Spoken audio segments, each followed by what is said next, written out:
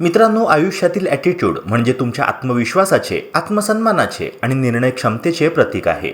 खूपदा आपण इतरांच्या अपेक्षांनुसार वागत असतो, प्रत्येकाला हो म्हणतो आणि स्वतःच्या गरजा आणि मर्यादा विसरतो. पण खरा आदर आणि मान मिळवायचा असेल तर काही मूलभूत गोष्टी अंगीकारायला हव्या.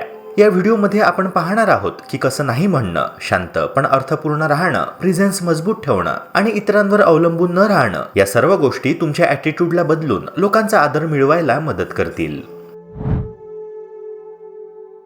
मित्रांनो, नात्यांची वीण खूप नाजूक असते आणि त्यामुळे आपल्याला जवळच्या लोकांना नकार देणं अगदी सोपं नसतं. अनेकदा आपल्याला ज्या गोष्टी करायच्या नाहीत किंवा ज्या गोष्टींमुळे आपलं नुकसान होऊ शकतं, अशा परिस्थितीतही आपण हो म्हणतो. कारण आपल्याला भीती वाटते की नकाराने नातं तुटेल किंवा समोरच्याला दुखावेल. मित्रांनो, पण सतत हो म्हणणं देखील योग्य नसतं, कारण त्यामुळे स्वतःच्या मर्यादा ओलांडल्या जातात आणि मानसिक ताण वाढतो. म्हणूनच दुसऱ्यांना न दुखावता पण स्वतःचं रक्षण करत नकार कसा द्यायचा हे शिकणं देखील खूप महत्त्वाचं ठरतं. नकार म्हणजे कुणाला नापसंती दाखवणं नाही, तर आपल्या स्वातंत्र्याचं आणि आत्मसन्मानाचं प्रतीक आहे. जेव्हा तुम्ही एखाद्याला नकार देता तेव्हा समोरच्याला वाईट वाटेल असं गृहीत धरू नका. नाही म्हणणं ही तुमची निवड आहे आणि त्यासाठी तुम्ही पूर्णपणे स्वतंत्र आहात. अनेक वेळा आपण दुसऱ्यांचे मन राखण्यासाठी किंवा इतरांच्या अपेक्षांनुसार हो म्हणतो, पण त्यात आपल्याला मानसिक किंवा भावनिक नुकसान होतं. नकार देणं ही सवय अंगीकारल्याशिवाय हे होतं. लक्षात ठेवा की चांगल्या रिलेशनमध्ये कधी कधी नाही म्हणणं देखील आवश्यक असतं, कारण त्यामुळे नातं अधिक स्पष्ट आणि संतुलित राहतं. तुम्ही जरी एखाद्या आमंत्रणाला किंवा कामाला नकार देत असाल तरीही समोरच्याला तुमचा आदर आणि आनंद व्यक्त करणे महत्त्वाचं आहे. तुम्ही त्याला सांगू शकता की मला खूप वाटलं पण वेळ ॲडजस्ट होत नाहीये, किंवा पुढच्या वेळी नक्की काहीतरी करूया. अशा प्रकारे तुम्ही समोरच्याला कळवता की तुम्ही त्याच्या आमंत्रणाची किंमत करता, फक्त त्यावेळेस तुम्हाला सहभागी होणं शक्य नाहीये. यामुळे नकार दिला तरी नात्यामध्ये तणाव निर्माण होत नाही आणि समोरच्याला तुमची भावना समजते.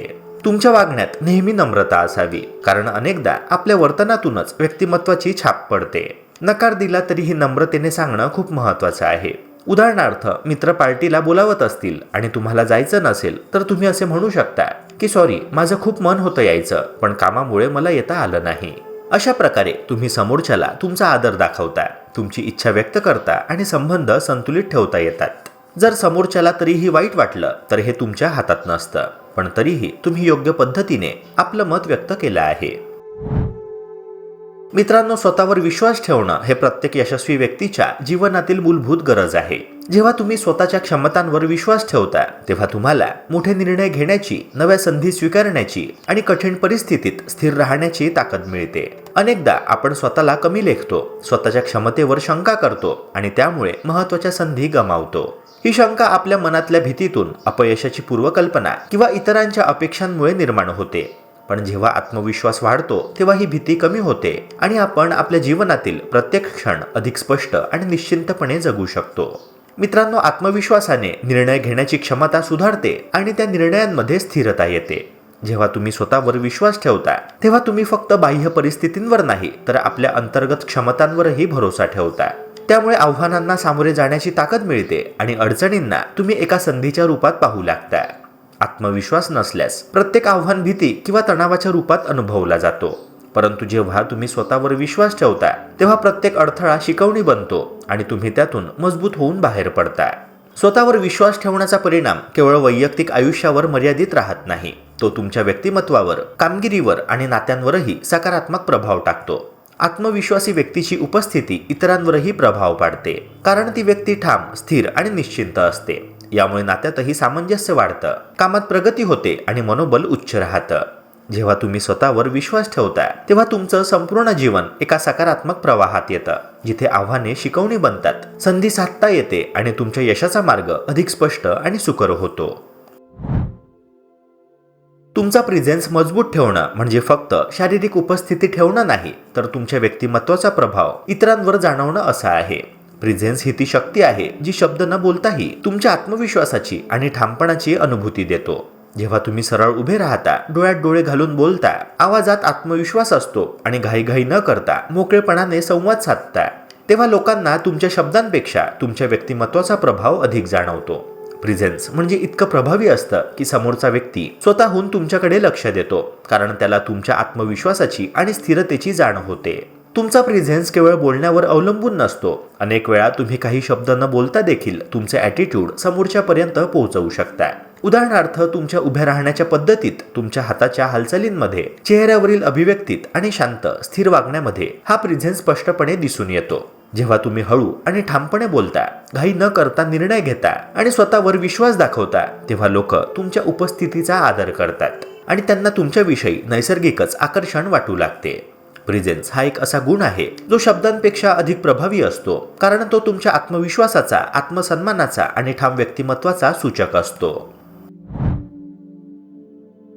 मित्रांनो, आपल्या भावनिक ऊर्जेचं व्यवस्थापन करणं हे प्रत्येकाच्या जीवनात महत्त्वाचं आहे आणि इमोशनल अवेलेबिलिटी कमी करणं याचा एक महत्त्वाचा भाग आहे. नेहमीच सगळ्यांसाठी इमोशनल सपोर्ट देत राहणं हे तुमचं काम नाही. अनेकदा आपण इतरांचे दुःख ऐकून त्यांना सांत्वना देत राहतो, पण स्वतःसाठी वेळ आणि ऊर्जा राखत नाही. सतत इतरांच्या भावनांमध्ये गुंतल्यास तुमच्या स्वतःच्या मानसिक आणि भावनिक स्वास्थ्यावर देखील परिणाम होत असतो. स्ट्रॉंग लोक हे सिलेक्टिव्ह असतात. ते फक्त त्या लोकांसाठी वेळ आणि ऊर्जा वापरतात जे खरोखर त्यांना महत्त्वाचे असतात आणि बाकी सगळ्यांसाठी स्वतःला रिकामं करून टाकत नाही. जेव्हा आपण अशा सगळ्यांसाठी इमोशनल सपोर्ट देणे सोडतो, तेव्हा आपल्याला स्वतःसाठी वेळ मिळतो, मानसिक ऊर्जा टिकते आणि जीवनात स्पष्टता राहते. हे सिलेक्टिव्ह राहणं म्हणजे स्वतःची मर्यादा ठरवणं, जेणेकरून तुम्ही सतत इतरांच्या भावनांमध्ये बुडून स्वतःला हरवत नाही. इमोशनल अवेलेबिलिटी कमी करून आपण स्वतःला मानसिकदृष्ट्या मजबूत बनवू शकतो आणि नात्यांमध्येही समजूतदारपणा आणि संतुलन राखता येते. तुमच्याबद्दल लोक काय म्हणतील याची चिंता सोडणं हा त्याचाच पुढचा भाग आहे. आपल्याला माहिती असायला हवं की ज्यांना तुम्ही आवडता ते तुमच्या बाजूने असतील, काहीही झालं तरी तुमच्यावर विश्वास ठेवून साथ देतील, आणि जे लोक तुम्हाला जळतात, तुम्हाला पाण्यात बघतात, ते कितीही चांगलं करूनही निंदाच करतील.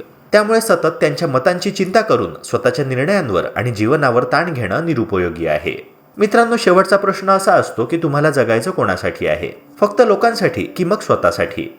सतत इतरांच्या अपेक्षा पूर्ण करण्याच्या प्रयत्नात आपण स्वतःलाच विसरतो. पण आपलं जीवन आणि मानसिक स्वास्थ्य जपणं हे देखील सर्वात महत्त्वाचं आहे. इमोशनल अवेलेबिलिटी कमी करणं, सिलेक्टिव्ह असणं आणि लोकांच्या मतांची चिंता सोडणं हे तुम्हाला स्वतःसाठी, तुमच्या स्वतःच्या गरजा आणि मर्यादांसाठी जीवन जगण्यास मदत करतात. यामुळे तुमचं मन स्थिर राहतं, निर्णय क्षमता वाढते आणि तुम्ही अधिक प्रभावी आणि आत्मविश्वास असलेले व्यक्ती बनता. मित्रांनो, दुसऱ्यांची प्रशंसा करणं हा एक साधा पण प्रभावी मार्ग आहे, जो केवळ इतरांना आनंद देत नाही तर तुमच्या मनातही सकारात्मक ऊर्जा निर्माण करतो. एखाद्याच्या यशाचे, कौशल्याचे किंवा गुणांचे कौतुक केल्याने तुमच्या मनातही समाधानी आणि आनंदी भावना वाढतात. आणि मित्रांनो, ही छोटी सवय तुमच्या मानसिक आरोग्यासाठी देखील लाभदायक ठरते. कोणाच्या कौतुकातून तुम्ही केवळ इतरांचा उत्साह वाढवत नाही तर स्वतःच्या दृष्टिकोनातही सकारात्मक बदल घडवता, ज्यामुळे तुमच्या स्वतःच्या क्षमतेवरही विश्वास वाढतो. मित्रांनो, तसेच ध्येयांवर लक्ष केंद्रित करणं म्हणजे आपल्या आयुष्याला दिशा देणं. अनेकदा छोट्या छोट्या अडथळ्यांवर लक्ष केंद्रित करून आपण आपले मोठे उद्दिष्ट विसरतो किंवा तात्पुरत्या अडचणींमध्ये गहाळ होतो. परंतु जेव्हा तुम्ही तुमच्या मोठ्या ध्येयांकडे सतत लक्ष ठेवता, तेव्हा अडथळे फक्त अनुभव बनतात, जे तुम्हाला शिकवतात आणि पुढे जाण्यासाठी मार्गदर्शन करतात. ध्येयावर लक्ष ठेवणं तुमचं मानसिक लक्ष स्थिर करतं, वेळेचं व्यवस्थापन सुधारतं आणि तुमच्या प्रयत्नांना दिशा मिळते, ज्यामुळे तुम्ही यशाच्या जवळ पोहोचता. नवीन गोष्टी शिकणं आणि छंद जोपासणं मानसिक आरोग्यासाठी अत्यंत लाभदायक आहे. नवीन कौशल्य शिकताना मेंदू सक्रिय होतो, सर्जनशीलता वाढते आणि आत्मविश्वास वृद्धिंगत होतो. तसेच छंद किंवा आवडीनिवडी अंगीकारल्याने दैनंदिन ताणतणाव कमी होतो आणि मन प्रसन्न राहतं.